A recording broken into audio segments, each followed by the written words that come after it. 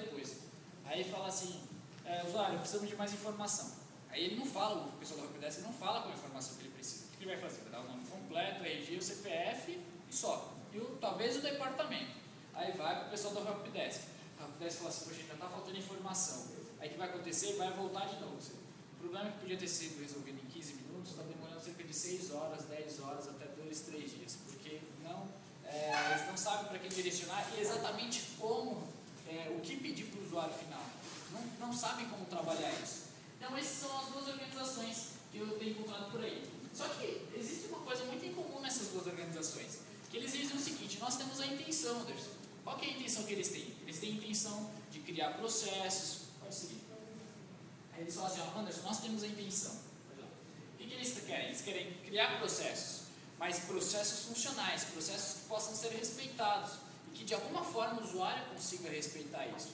Afinal de contas, isso é uma questão também de maturidade. Aí eles querem ter lá, falam assim, olha, eu preciso ter um inventário, eu preciso saber exatamente o que tem na minha rede. Hoje eu não sei. Eu não sei se o usuário hoje, se o computador do Joaquim estava com 1 GB hoje e amanhã ele vai abrir o computador e puxar um pente de memória de 512. Ou simplesmente ele vai instalar um software que é proibido.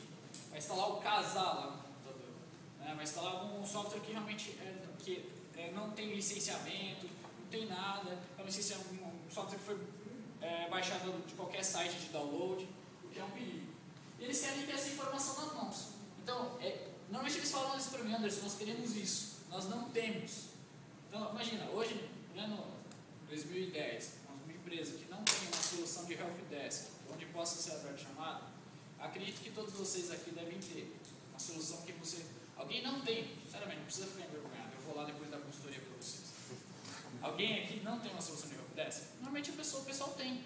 O que muitas vezes acontece é que não está maduro o suficiente para poder conseguir fazer com que os processos fiquem funcionais. Alguém aqui está procurando, agora sejam sinceros, alguém aqui está procurando que os processos da nossa organização sejam funcionais e não está conseguindo? Por algum problema? Porque o usuário é complicado? Ninguém? Todo mundo aqui está ok. O que acontece é que a grande maioria não tem isso. Eles não conseguem fazer com que esses processos realmente funcionem dentro da organização.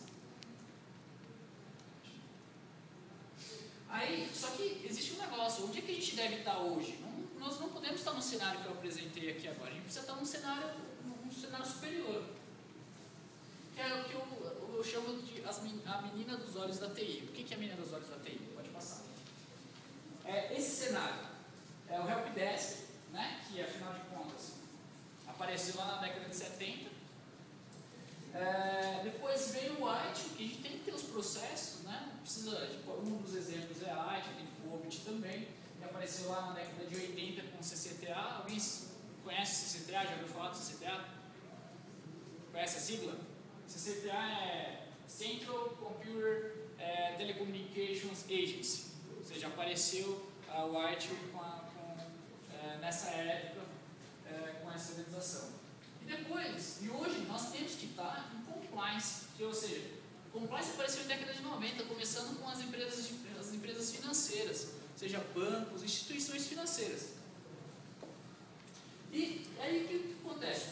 Essas organizações, o pessoal acha que ITIL, ou na época achava que ITIL era modismo, o que não é modismo, e também hoje o pessoal acha que compliance é moda. Compliance não é moda, compliance é estar em conformidade.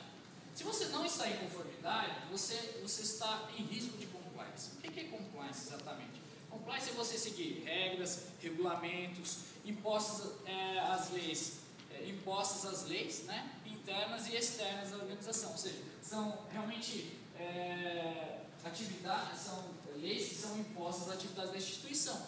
Então, para seguir, compliance, hoje não podemos nos dar o direito de estar em não conformidade. Porque não estando em conformidade, nós estamos em risco de compliance.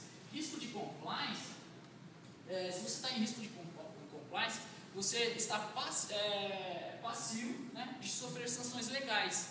E quais são as duas formas de você sofrer sanções legais?